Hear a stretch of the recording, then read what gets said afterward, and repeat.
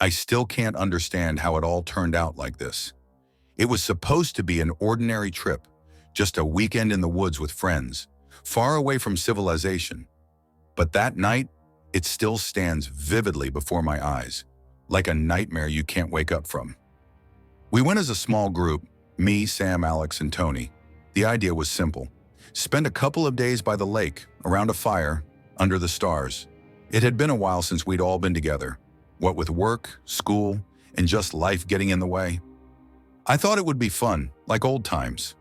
But when we reached the campsite, everything felt too quiet. We found a clearing at the edge of the forest overlooking Morn Lake. Right from the start, it felt strange. The forest around us was dense, almost impenetrable, and a fog hovered over the water even in daylight. While setting up our tents, I started having these vague doubts, but I brushed it off as nerves or excitement for something new. Sam joked that we were picking the perfect spot for ghost stories. When night fell, everything changed. We lit a fire, gathered around, and started sharing stories. Then Tony, our resident mystic, began telling us some local legends about the forest. He spoke about spirits of ancestors, protectors of the land who lured strangers away.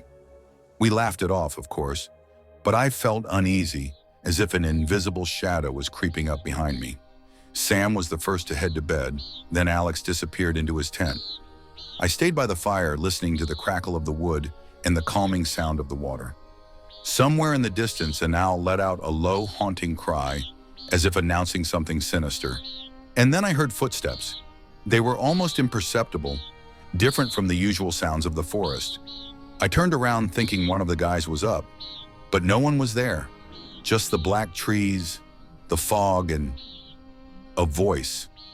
Ghostly, like it was echoing from inside my own mind. It was calling my name. Max. Max ... At first, I thought I was imagining it, that it was some waking dream. But then, as I looked back, I saw a shape in the fog. Tall, unnaturally stretched, with glowing red eyes. I couldn't look away, paralyzed by a fear I'd never known. The next morning, we discovered Tony was gone. No footprints, no sign of struggle. His things were left just as if he'd vanished into thin air. Sam and Alex started to panic. We searched the surrounding area, called for him, but there was nothing, only silence, and those shadows that seemed to grow darker as the day went on. That's when we started to realize we weren't alone.